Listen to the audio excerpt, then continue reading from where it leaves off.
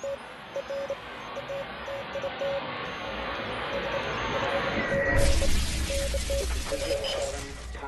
175, 72 miles, flight up to Angels 10.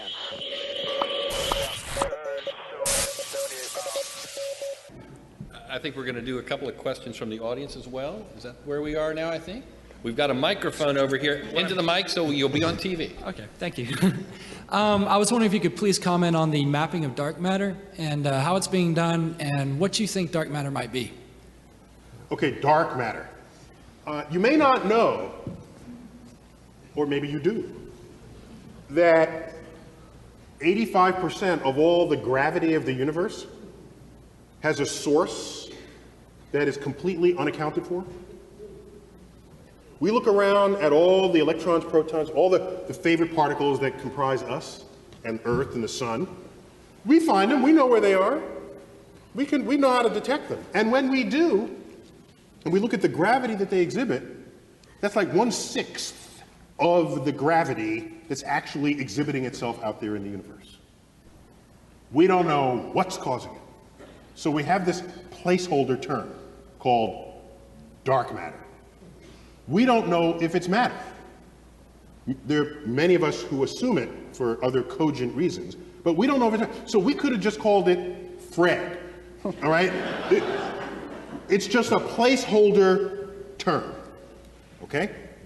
So we are completely ignorant of what accounts for this extra gravity. It's really dark gravity. That's what it is. We call it dark matter. Now, there's the old saying, if you're a hammer, all your problems look like nails. Because we have dark matter as an outstanding problem, if you're a particle physicist, they all think it's some mystery particle awaiting our discovery. If you're a sort of gravitational dynamicist, you might think that maybe our laws of gravity need modification. You're just applying the wrong formula to calculate how much gravity should be coming out of this matter. Put in the right formula, corrects it all. I'm agnostic there. My favorite idea, not my idea, but it's circulating, comes from the multiverse hypothesis, that we are one of many universes, which has important historical and philosophical foundations for suggesting we might be one of multiple universes. But there's no evidence for that yet. But let's go with that assumption for the moment. If there were multiple universes, they would exist in a higher dimension.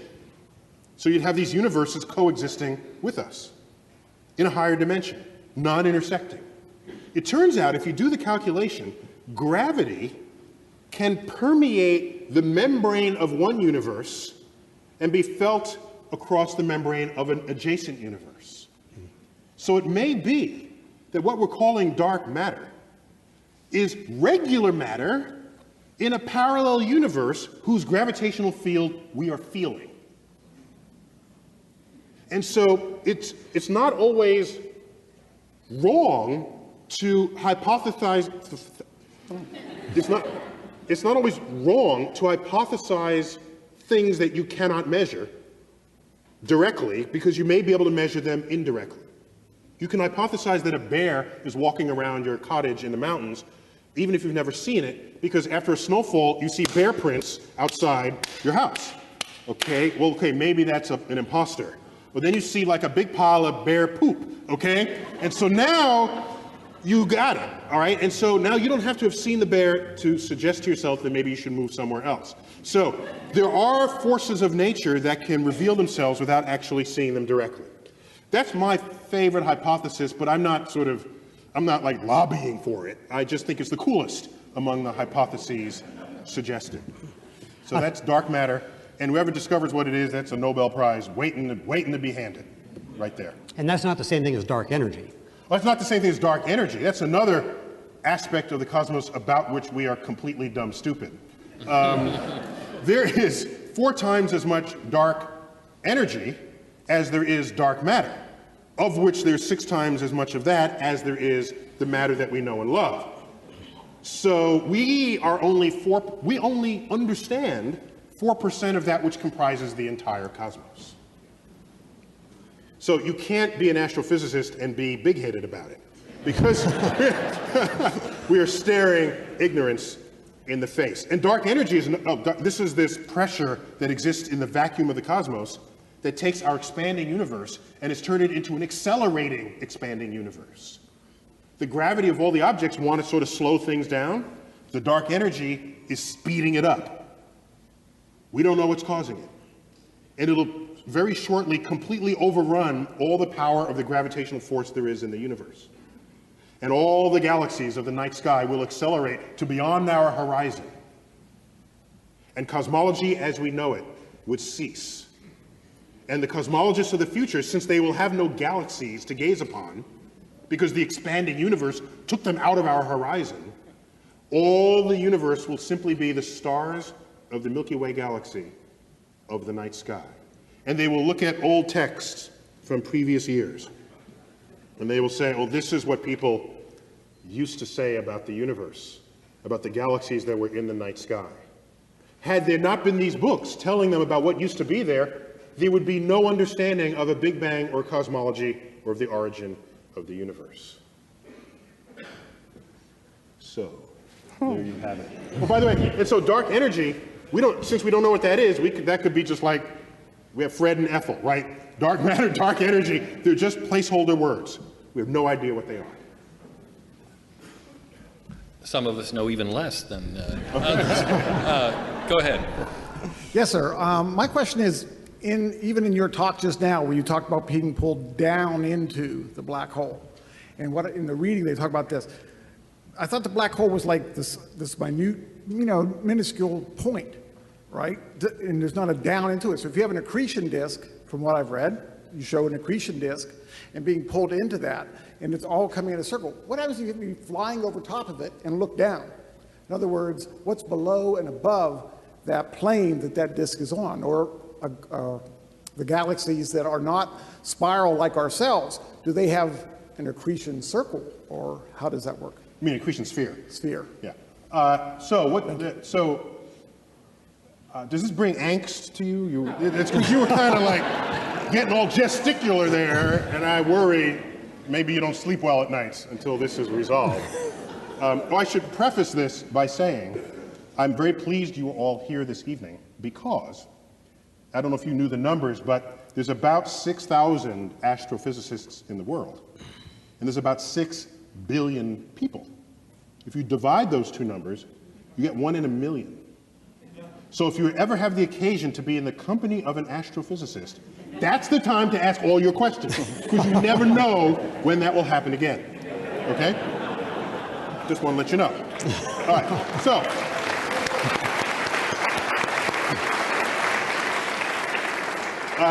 Sir, let's get a few things straight about black holes. When you are in the vicinity of a black hole, no matter where you are around it, down is the direction towards the black hole. If you're below it, down is that way. You're above it, down is that way. You're over here, down is that way. And it's the same way on Earth. Down is whichever way the center of the Earth is. So let's clarify that. Second, we call it a hole. It's actually a three-dimensional hole. You think of a hole in the street, or a hole that we dug through the center of the Earth, and you jump in. Normally you can sort of look at a hole from the side and below, because a hole, almost as we've kind of defined it in the dictionary, is a cut through a two-dimensional surface. That's what a hole is. No one says, put a hole in the middle of this room. That wouldn't make sense to you. If I say put a hole in the floor, that's a two-dimensional surface. A black hole is a hole in 3 dimensions. Every direction you approach it is down, and you're falling into it. The actual content of a black hole has collapsed to what we call the singularity. That's where, in Einstein's theories, we divide by 0. It's bad to divide by 0. So, Einstein's theories fail at the center of a black hole. That's why we know there's something beyond Einstein's theories. There's got to be. If the universe is a knowable, organized place, Einstein's theories have a limit, and that's the singularity. It'll get you right up to it, but it won't get you there. Meanwhile, the operational definition of a black hole is the region of space around it, within which if you fall, you will never come back out. And we call that, poetically, the event horizon. Love that. The event horizon. I kind of feel you shouldn't, once you go and you never come out, it should be like the death horizon, you know, the Death Star. But it's not the event horizon. So when we think of the size of a black hole, it's not the size of the matter that occupies it. It's just the region of space where if you cross that boundary, there is no hope of ever coming out because the fabric of the universe has curved back on itself and there's no trajectory you can take to get out of that region. Light can't even get out. That's why we call them black. And light is the fastest thing we know, so you're not coming out, especially after what happens to you. Spaghettification. After the spaghettification. Right. One way to delay the spaghettification is if you like tumble really quickly, like a rotisserie, because then it can't systematically stretch you in one way. Tuck and roll. Tuck and roll. Yes. Yeah, pipe, tuck. A new Olympic diving maneuver, the anti-spaghettification spin. You know, we'll work on that. But spaghettification only applies to small black holes, right? If it's a big supermassive black hole, you could pass right through. So actually the spaghettification for some black holes will happen before you get to the event horizon. For others, it will happen after you pass through the event horizon. But it will happen en route to the singularity. And it's a one-way, one-time experiment. Yes. We got one here. Why don't you go over to the microphone? Okay. My question is, the next round of budget cuts has come through, and they've decided that NASA, NSF, everybody, gone. We got other things to concentrate on. And you go to Washington and beg and plead, and they say, okay, you can have one project. And with you in a position where you sort of got one foot in the scientific community and one foot in the public, what would you pick as that one project? Good question. I would say to myself that something has gone horribly wrong with the country. If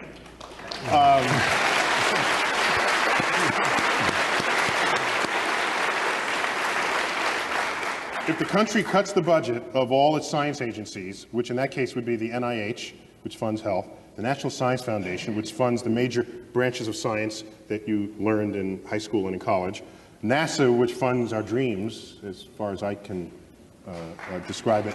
If you remove all of that, then there's nothing left to inspire a next generation. And if I'm only allowed to pick one project, it would be to build me a boat to sail to the country that has decided that they do want to spend money on these projects.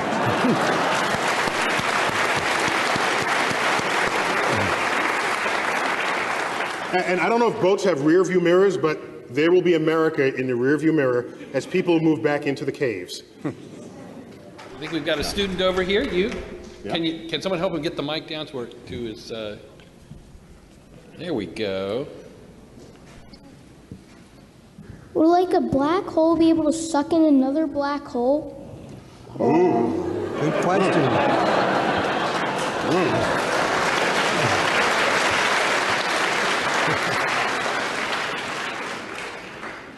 It's not past your bedtime or anything?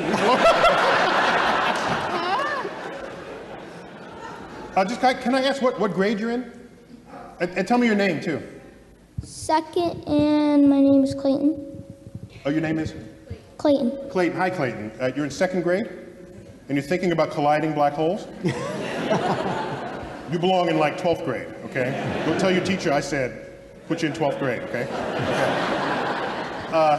So, it turns out, while I was in college, there was a graduate student at my college, at my university, whose PhD thesis, this is what you do to get to become a doctor, not a medical doctor, but a professional research doctor in astrophysics. His PhD thesis was on the subject of colliding black holes. And what makes it an extraordinary problem to solve is that the distortion of the fabric of space and time around one black hole also exists for the other black hole. So you have black holes entering each other's event horizons. So I opened up that thesis. I didn't understand a single page in it. It's an extraordinary disturbance in the fabric of space and time. And it turns out, while I cannot reproduce the calculation, it's a level way beyond what I was doing at the time, and even what I'm doing today. But I can tell you that there are people who have recognized what severely distorted space does, what the effect, the severely distorted fabric of space and time. They've studied what effect that has on the passage of time. And it turns out there is a path you can take around two moving black holes that haven't quite collided yet, where you can end up in the past of when you started that journey. So it's backwards time travel, according to calculations from Einstein's general relativity, is enabled by the severely distorted fabric of space and time, such as what you would get with black holes that came in their own proximity. And so beyond that, you really want to sort of watch that from a distance. And so you say what happens, they will eat each other, and they'll make a black hole that's twice as large as the one they started with. But it'd be quite a ride for any material that's swirling in its vicinity. So excellent question. Thanks for that. Right here, go to the microphone.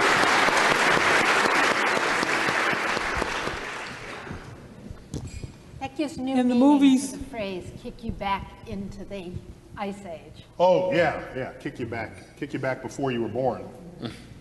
And by the way, if you go back into your past, you don't want to like prevent your parents from meeting each other. 'Cause that would kind of mess things up. Because then you wouldn't exist to then go back in time to prevent your parents from meeting each other.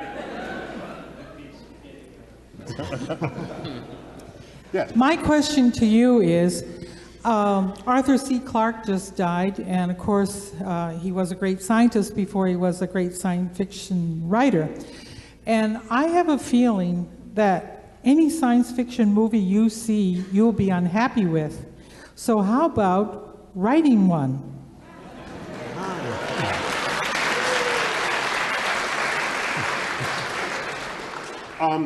That has actually crossed my mind. However, my writing training is more in sort of the exposition of science rather than in the sort of the dramatic interplay of personalities and love stories and that sort of thing. So I don't claim the talent that an actual storyteller would have to convey a science fiction story. What I would be happy to serve as a science advisor to a writer who actually has that talent and that interest. I could play that role extremely well. But doesn't mean I couldn't learn how to sort of be a creative writer in that regard, but I would have to save that for all of my copious free time that I have in the day. So it might be like a retirement project for me, but I think it's not anytime soon. But like I said, I'd be happy, and I do advise writers. I don't need credit for it even. I just like the celebration of science, and science fiction writers are part of this buoyant force that keeps science alive in the hearts and minds of the public. So I get calls and emails all the time. I'm thinking about a story on a star and it explodes. What'll happen to the spacecraft? They say it'll vaporize. Okay, well, what'll happen to the... And so we go through a dialogue, sharpening and improving the storyline. And so I've done that. I've helped others out. But thanks for that suggestion. And I'll be waiting. You'll be waiting, okay. Were you a fan of Arthur C. Clarke? Yes, I was, although I read much less science fiction than others of my colleagues. I was so thoroughly enchanted by science fact that there was no room left in me for science fiction. And once I learned about black holes and expanding universe and colliding galaxies and the search for life, and I was done. You know, what's left in me to then read science fiction? Who needs to make anything up at that Right, point? exactly. So, but I have no less respect for that enterprise, no pun intended, the enterprise, No, I do have a, I know the Trek, I can hang with the Trekkies out there. My sideburns are like Trek sideburns. They go, I don't know if you noticed, they go to a point. Go check them out, the Spock Star Trek thing. That's my little homage to the Star Trek generation. But with Arthur C. Clarke, what distinguished him from other visionaries, they're like the tech visionaries. Oh, in 10 years, we'll all have something in our car or in our home. He wasn't that trite, because he not only understood the trajectory of technology and science, he understood human behavior. And it is the intersection of human behavior with technology that is society. And that's where he distinguished, that's where his predictions and accountings for what the future would look like and smell like, that's what distinguished him from everybody else that was out there just predicting what new gadget we would have in the future. And I think it's worth mentioning, too, that within days of the passing of Arthur C. Clarke, we had one of the most enormous explosions in the history of the universe, a naked-eye gamma ray burst, which is really quite extraordinary. Do you think that was the universe reacting to his death? Possibly. I'm not saying, maybe. Arthur C. Clarke was actually the first interview that I ever did when I started my career on NOVA for a film I made on artificial intelligence called The Mind Machines. One tiny little anecdote, I was a complete rank beginner. I was going to New York to do this interview. I'd been shooting all day, and I asked him where he was staying because I thought I'd stay in a hotel nearby.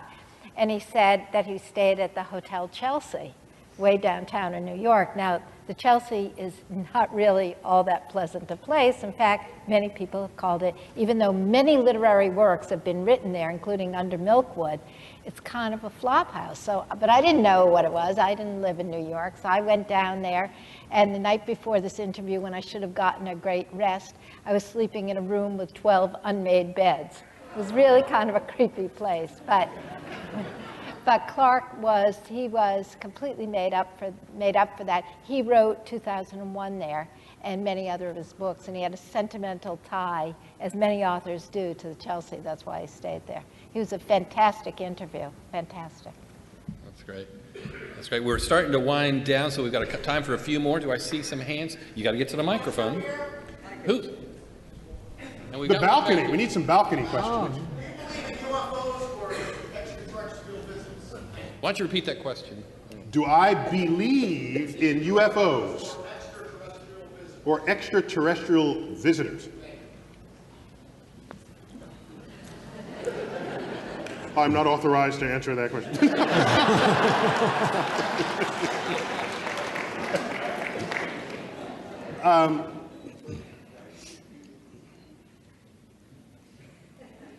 Where shall I begin? UFO. First, remember what the U stands for in UFO. Now, there's a fascinating frailty of the human mind that psychologists know all about, and it's called argument from ignorance. And this is how it goes. You ready?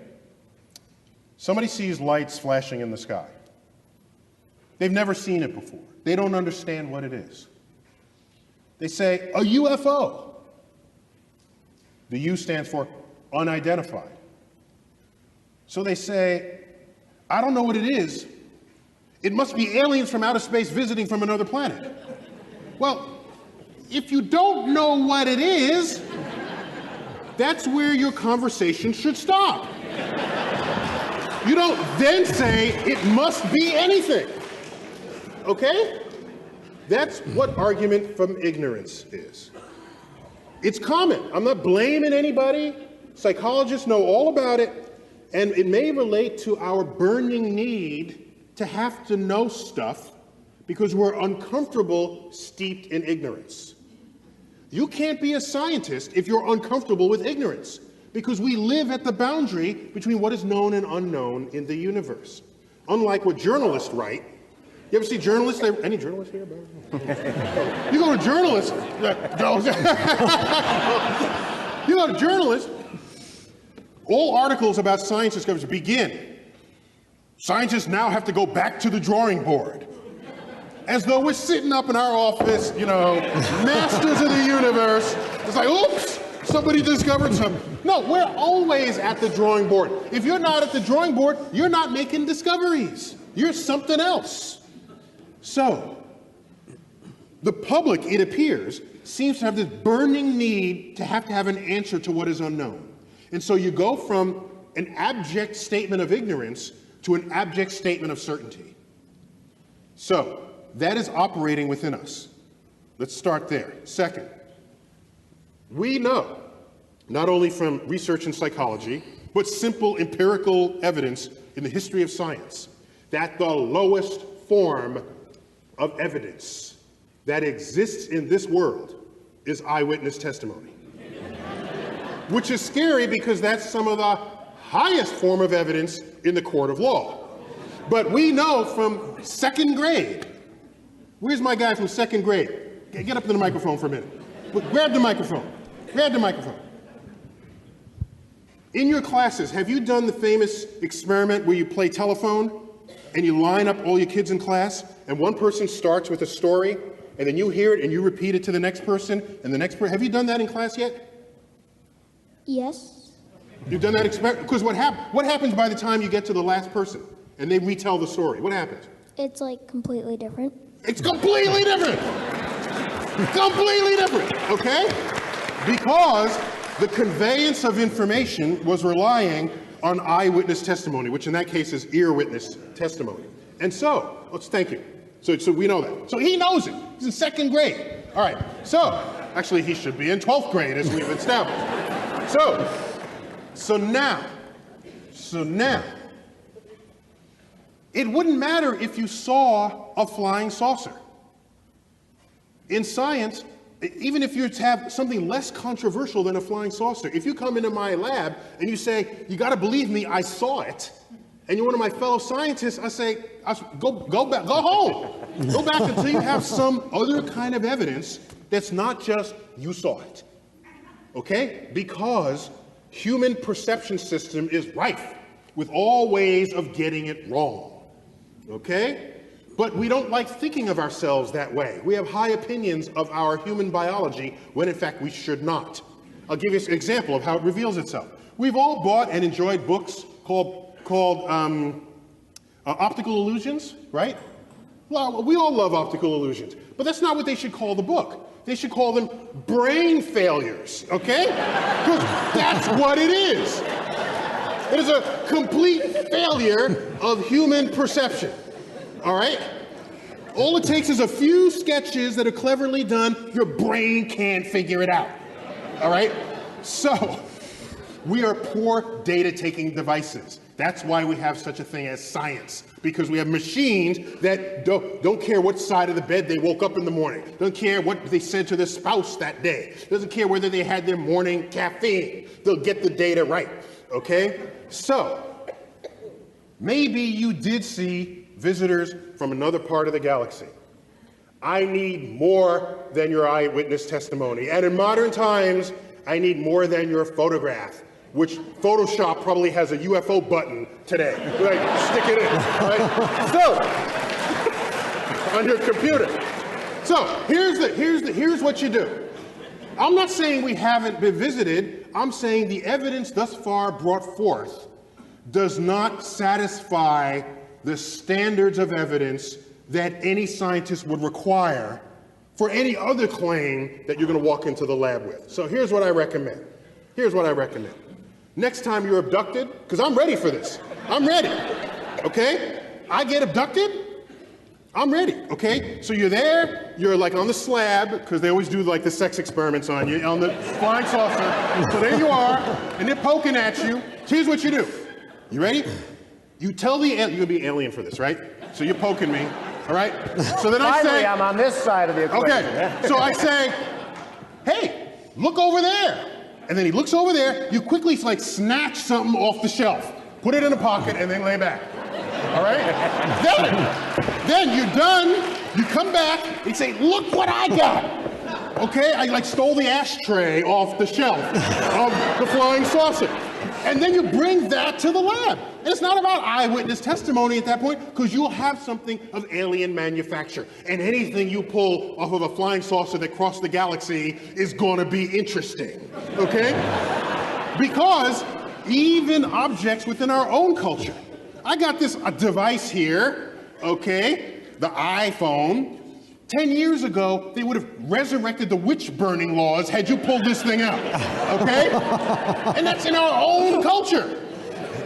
Our own culture produced this over a 10-year span. So if there's some technology that crossed the galaxy, that's going to be some serious stuff to look at in the lab. Then we can have the conversation. Until then, I can't, I'm sorry. Go ahead, keep trying to find them. I'm not going to stop you. But get ready for that time you are abducted, because I'm going to be looking for your evidence when that happens. And last point on that is, there are people who look up all the time. Like, for example, the community of amateur astronomers in the world. I was an amateur astronomer. We come out of a building, we look up. Doesn't matter, we're looking up. UFO sightings are not higher among amateur astronomers than they are in the general public. In fact, they're lower. You say, well, why is that so? Well, because we know what the hell we're looking at. We know. Do you know? I don't. Because we study this stuff. Do you know there was a UFO sighting reported by a police officer, because we think that because you have a badge or you're a pilot or you're whatever, that your testimony is somehow better than that of an average person. It's all bad because we're human, okay? So there was a police officer who was tracking a UFO that was swaying back and forth in the sky, okay? Reported on the hot, they're in one of the, what do you call the car? The squad car, chasing a UFO, and the UFO's moving back and forth like this, okay? Later it turned out the cop car was chasing Venus, and he was driving on a curved road. But was so distracted by Venus, he thought Venus was the one moving, and he wasn't even thinking that he was doing this. So, I have seen things which, without my background in meteorology and astronomy and looking up, I would have reported to the police department. I would have. Like orographic clouds that form above huge mountains that are circular. And they're above a tall mountain, which means wherever you are, the sun can set for you before it has set for the cloud, darkening the skies, yet the cloud is now illuminated by sunset colors, which are what? Red, yellow, orange, and it's circular. There have been reports of hovering circular UFOs with light beams on them because people are looking at this cloud formation on top of mountains. So, maybe we have been visited by aliens. Maybe they've even landed. But why do they land in, like, the farmer's yard and not, like, Times Square, all right? And then I worried, like, maybe they had landed in Times Square, but nobody took notice. You know, because that's the really big problem there. And so there's a huge answer to it, because there's a lot built into it. So here's another concern I had. Oh, you said about movies earlier? Remember Close Encounters of the Third Kind? Absolutely. Remember that? And the aliens come in this big flying saucer? Sure. Okay, and what do? We turn on runway lights for it. I'm thinking, flying saucers don't need runway lights. They're flying saucers, for goodness sake. If you put a bullseye or something. You didn't need them when we landed on the moon. Don't put runway lights for this thing.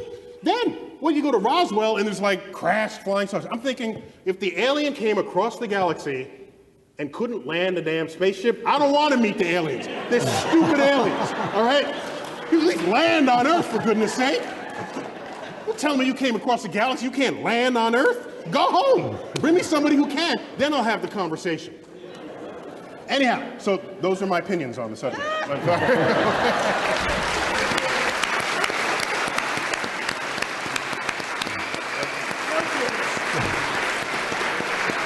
We've got about 5 more minutes, so 5 more minutes. And maybe time for 1 or 2 more questions. Yeah, so try not to be on the fence here. Are you for or against string theory? String theory. Well, you know, I was all for it back when they started that adventure back in early 80s, in 1982. And fact, at the time I was at the University of Texas, where some of the leading thinkers at the time were based. And string theory is like the theory of everything. It would get you an understanding where Einstein's theories end and pick up it would allow you to divide by zero legally, okay? That's what string theory would allow you to do. It'll allow you to describe the universe at the moment of the Big Bang, which is where right now our theories can't get us there, possibly even before the Big Bang. It would unify the science of the large, general relativity, with the science of the small, quantum mechanics. All right, if that's the case, fine. I asked him, how close are you? He said, a couple of years away, we're almost there. So 1985 rolls by. Oh, how's it going? We're going well. How close? Oh, a couple of years away. They've been saying a couple of years for 27 years, 26 years. So I'm kind of losing enthusiasm. But they're the only game in town. And they're really cheap to fund. Like a pencil, a pad, throw in a laptop. They're good. You send them off to their office, let them do their thing. I don't have a problem with that, because they're the only game in town. I'm not going to stop them. But I'm losing my enthusiasm. And you ask them, they say, it's a very hard problem. Now, again, the book was titled Optical Illusions, Not Brain Failures. So a string theorist will not say, we are all just too stupid to figure this problem out. But maybe we as a species are too stupid to figure it out. Keep the faith. If it's cheap, I will. Yes, I'm going to start directing funds from other research that might have a shorter time horizon for the discovery of what they're after. I'm yanking it like that. But like I said, they're inexpensive, and there aren't many of them, and they're harmless. Yeah, the question, yes. Well, those are like the particle physicists. You always got to give the particle physicists their next accelerator. And they're driven by more than just whether they find the string theory particles. But yeah, sir. Mm-hmm. I'd like to ask you kind of a hypothetical. If black holes... like falling into a black hole was not hypothetical? Are you the only hypothetical? Like meaning aliens was not hypothetical? Sir, you're not the only hypothetical question this evening, okay? Well, I just thought I'd preface it that way. Okay. If black holes didn't exist, would the universe as we know it exist? And if that's the case, is that just another example of a finely tuned universe? The black holes, as far as we know, don't play any fundamental role in the universe. Most of the universe goes on just fine without ever looking at, thinking about, smelling a black hole. So what black holes do is enable us to explain a lot of what would otherwise go unexplained, like the engines that drive what we call active galaxies. These are galaxies that are the engines of quasars, for example. We have no accounting for those but for black holes. The behavior of stars in the centers of galaxies. We need black holes to account for those.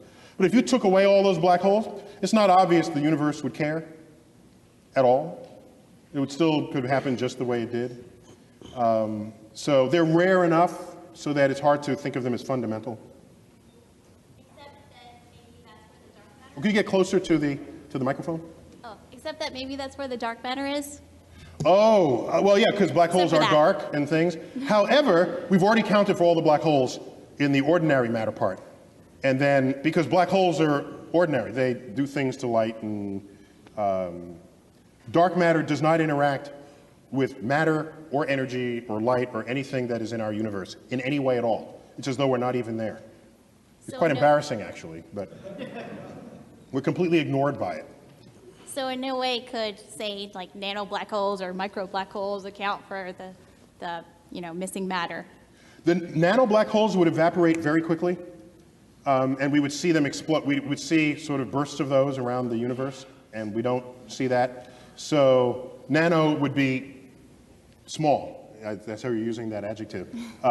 So no, you can't hide it in ordinary matter. Dark matter is a completely different species of object. We've accounted for all the ordinary matter that there is. I'm sorry, we're with this one right here, and then we're out. I'm afraid. Given the curvature of space-time, what is the shape of the universe? If space and time are curved, what is the topology and the shape of the universe? Well, the universe given the distribution of matter, which is it's statistically uniform. So the observable universe is a sphere. You look in every direction, you hit our horizon at about 14 billion light years out. And that's artificial in the sense that when you're a ship at sea and you look out to your horizon, you're not saying that's the whole ocean right there. No, that's the ocean that you can see. If you move to another spot, more ocean comes into view. If we were in another part of the universe, we'd see a horizon corresponding to that spot rather than to ours. So in that simple sense, we are spherical. Our rate of expansion, however, is such that if you want to think of the geometry of the curvature, we're in a one-way trip expanding that'll never come back, and that is what we call negatively curved universe. And a negatively curved space is what we call a saddle shape. And when you're negatively curved, there's no coming back on itself. So that's our shape. I think we're going to have to go on to your closing little puzzle. I This appreciate liquid has everybody. like a thing. You got. Second grade teacher, that's why I'm being so pushy. I'm supposed to hand You're a deliver. second grade teacher, that's cool. Teachers are like the heroes of the world. Okay. I promised I would bring them. Okay. They worked really hard on these letters, and I just wanted to deliver them. These are letters to me? Mm-hmm. Oh, that's sweet. They came up. They They only had one. Okay. Okay. So that's the science lecture version of tossing flowers on the stage. Is that right? Is that what that is? They were. Letters from second. I'm deeply touched. They were upset that you were getting such negative letters, and so they wanted to write you letters from other scientists. And to come up with a question from 27-year-olds was hard. They just wanted to know, what are you most passionate about in your job? What in my job am I most passionate about? Yes, and I know we're in a hurry, but if I didn't deliver those, I would be dead. Okay, thank you. Most passionate. Well, I have several passions in life, but I would say one of them is, on the public side, is trying to raise the level of science literacy a few notches in the electorate. I think that's fundamental to the future of the nation. Can we also have a hand for our panel? You got one more thing. Leave you that? You may. That disturbing thought that will keep everyone awake at night. Please do. May I? Yeah. Okay. You sure? I'm not accountable if you can't get to sleep tonight. Okay? It's what? Oh, to move back. Okay, yeah. We could kick him back here. There, okay. I'm safer back here. No, okay. All right. So I can see everybody. We got everybody. You guys over here, you're good troopers. Looking at the back of his head here, right? Yeah, okay. Good. All right, just a couple of thoughts. One that's sort of deeply cosmic and another one that is fascinatingly disturbing, I think. But you'll be the judge of this. Consider a couple of fundamental facts that has been gleaned in the past 60 years. That the ingredients, if you had asked your chemistry teacher 50 years ago, once you looked at that mysterious chart of boxes that sat in front of your class, the periodic table of elements, where did those elements come from? The chemistry teacher would actually not have an answer for you. They'll say, well, we dig them out of the earth. That's not where they come from. It took modern astrophysics to determine the origin of the chemical elements. We observe stars. We know what goes on in their center. They explode, laying bare their contents. And what we have discovered is that the elements of the periodic table, that which we are made of, derive from the actions of stars that have manufactured the elements, exploded, scattered their enriched guts across the galaxy, contaminating or enriching gas clouds that then form a next generation of stars populated by planets and possibly life. And so when you look at the ingredients of the universe, the number one ingredient is hydrogen. Next is helium. Next is hydrogen, helium, oxygen, carbon, nitrogen. Those are the top ingredients in the universe. Now you say, well, okay, that's kind of cool.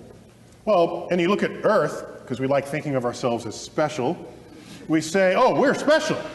Well, what are we made of? Well, what's the number one sort of molecule in the body? It's water. It's water. Well, what's water made of? H2O, hydrogen and oxygen. Hydrogen and oxygen. In fact, if you rank the elements in the human body, with the exception of helium, which is chemically inert, useless to you for any reason other than just to inhale it and sound like Mickey Mouse, You can't die from helium unless that's all you breathe. Number one in the human body is hydrogen. Matches the universe. Number two is oxygen. Matches the universe. Number three, carbon. Matches the universe. Number four, nitrogen. Matches the universe. And for each of us, the fifth element, other, is the same in both places. Okay? Other. So, we learned in the last 50 years that, of course, not only do we exist in this universe, it is the universe itself that exists within us.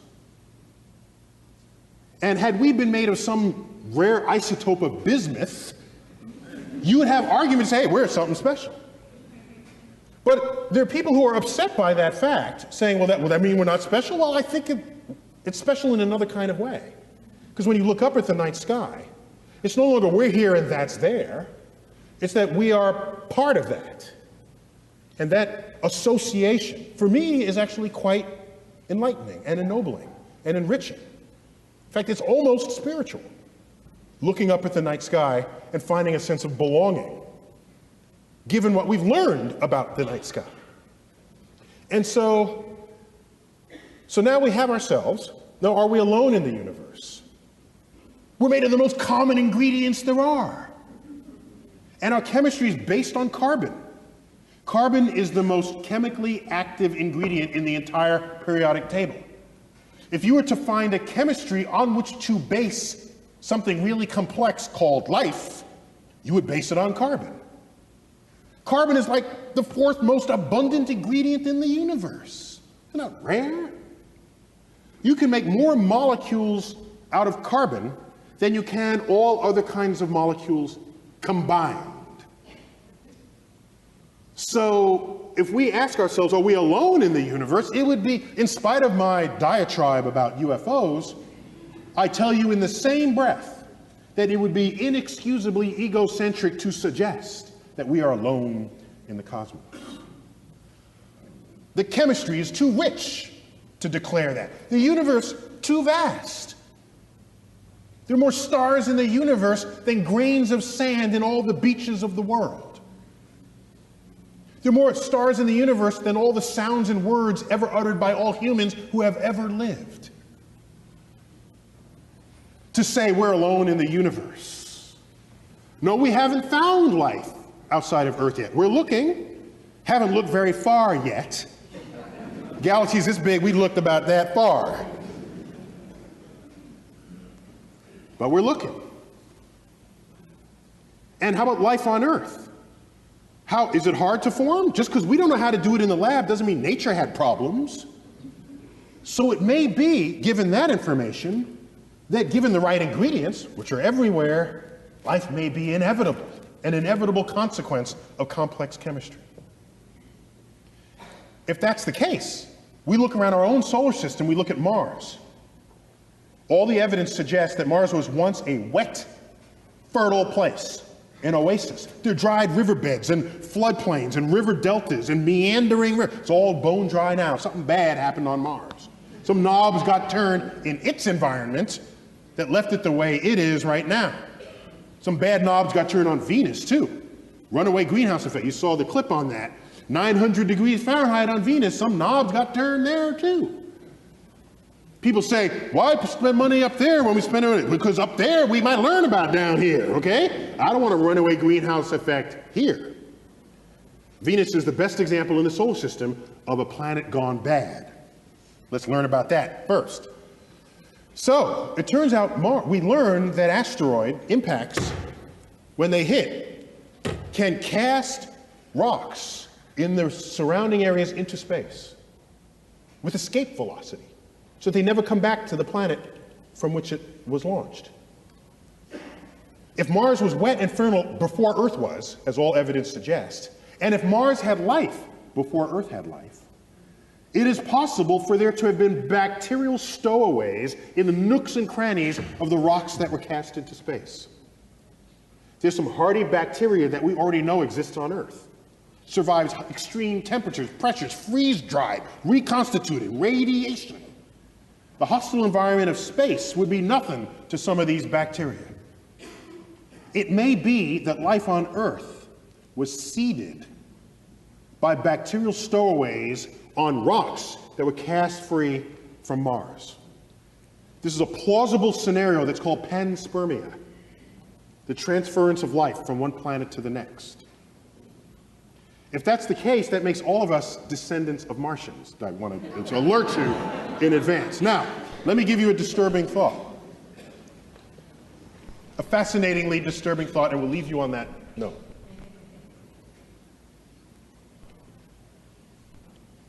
If you look at our closest genetic relative to human beings, it would be the chimpanzee.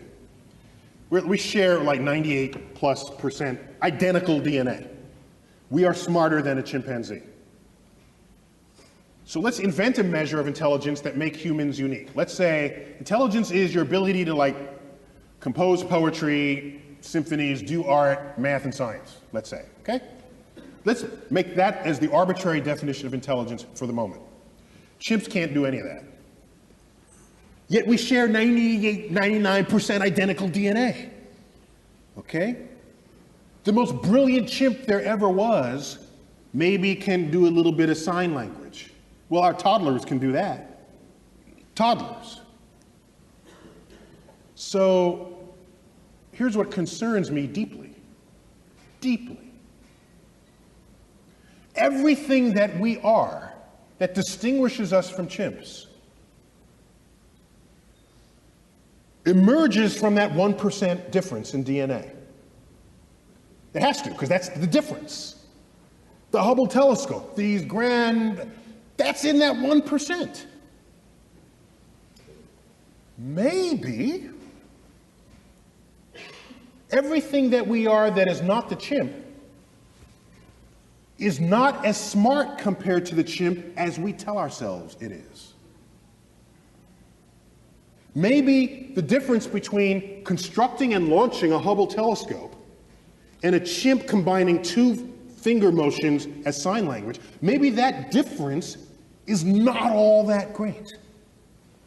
We tell ourselves it is, just the same way we label our books optical illusions. We tell ourselves it's a lot. Maybe it's almost nothing. How would we decide that? Imagine another life form that's 1% different from us in the direction that we are different from the chimp. Think about that. We got 1% difference and we're building the Hubble telescope. Go another 1%. What are we to they? We would be drooling, blithering idiots in their presence. That's what we would be. They would take Stephen Hawking and roll him in front of their primate researchers and say, well, this one is like the most brilliant among them because he can do sort of astrophysics in his head. Oh, isn't that cute? Little Johnny can do that too. Oh, that's so nice. Oh, in fact, Johnny just did that. Let me get it. It's on the refrigerator door. Here he is. He did it in his elementary school class. Think about how smart they would be. Quantum mechanics would be intuitive to their toddlers. Whole symphonies would be written by their children, and like I said, just put up on the refrigerator door the way our pasta collages are on our refrigerator doors. So the notion that we're going to find some intelligent life and have a conversation with it? When was the last time you stopped to have a conversation with a worm? Or bird? Well, you might have had a conversation, but I don't think you expected an answer, all right? So, we don't have conversations with any other species on Earth with whom we have DNA in common. To believe that some intelligent other species is going to be interested in us enough to have a conversation? They'll look at our Hubble telescope and say, oh, isn't that quaint? Look at what they're doing. So I lay awake at nights wondering whether simply we as a species are simply too stupid to figure out the universe that we're investigating. And maybe we need some other species, 1% smarter than we are, for which string theory would be intuitive, for which all the greatest mysteries of the universe, from dark matter, dark energy, the origins of life, and all the frontiers of our thought would be something that they would just self-intuit. I'm jealous of that possibility because I want to be around for those discoveries. Thank you all.